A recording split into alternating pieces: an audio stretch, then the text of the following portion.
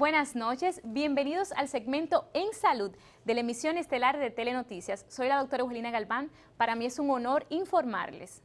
Hemos visto cómo en los últimos meses se han incrementado los supuestos casos de infarto agudo al miocardio. ¿Te has preguntado qué son, cómo se producen y cuáles son sus síntomas? Antes de hablar de infartos hay que hablar del corazón, que según los cardiólogos es el órgano más importante de nuestro cuerpo. Este tiene diferentes funciones, pero la principal es bombear sangre a todo nuestro organismo. Esta sangre que es rica en oxígeno y nutrientes y sacar el dióxido de carbono.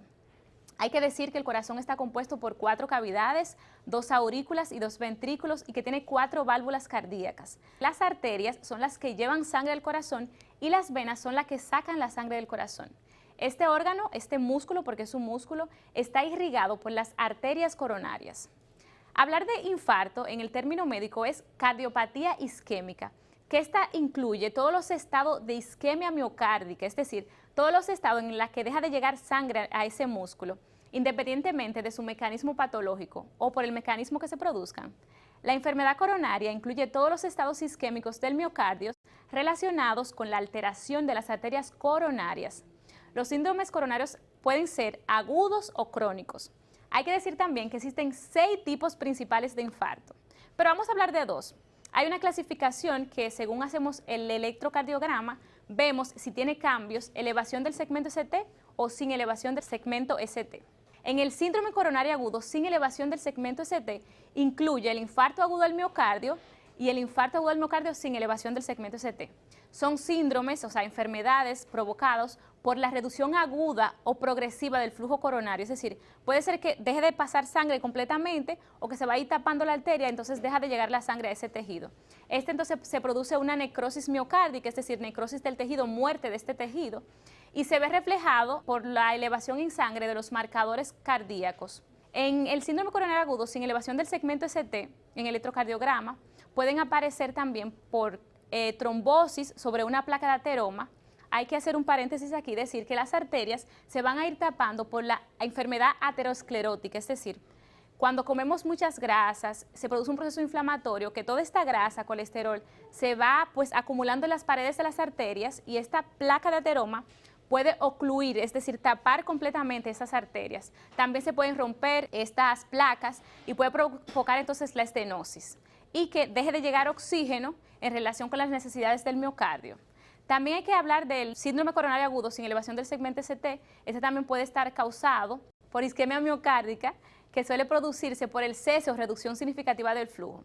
Lo más importante que queremos de esto es que sepan identificar cuáles son los síntomas de un infarto. Primero va a aparecer un dolor torácico, es decir, dolor en el pecho. Si tienes un dolor torácico que nunca te sucede, hay que descartar que sea un dolor muscular, que sea un dolor quizás que estamos haciendo un ejercicio o por otras causas. Entonces hay que decir que las características de este dolor es anginoso. Este dolor puede persistir por más de 5 minutos y también el dolor se puede quedar al desaparecer pues los factores desencadenantes de este dolor. Pueden aparecer palpitaciones, es decir, la sensación de que el corazón está latiendo muy rápido. Hay que describir algunas de las características de este dolor del infarto al miocardio, es decir, por ejemplo, el dolor puede ser en el tórax, se puede irradiar, es decir, ese dolor se puede pasar al cuello, se puede irradiar a los hombros, también se puede irradiar a los brazos y también a la parte alta de la espalda. Lo más importante es cuando tenemos un dolor que sospechamos, depende de la edad del paciente, que puede ser pues un infarto, acudir a un centro de salud. En este centro de salud se van a hacer lo primero es un electrocardiograma para descartar que sea un infarto, se van a hacer troponinas, que son enzimas cardíacas que se elevan ante un infarto. También puede haber disnea, que es decir, la sensación de falta de aire, puede aparecer tos. Aunque ustedes no lo crean, un infarto se puede acompañar de vómitos, es decir, la persona puede vomitar, también puede tener dolor en epigastrio, un dolor en el estómago que usted sienta que puede ser algo gástrico, pero no es nada gástrico. Al descartar un infarto hay que hacerle algunas pruebas, como son radiografía de tórax para descartar que haya una patología a nivel pulmonar.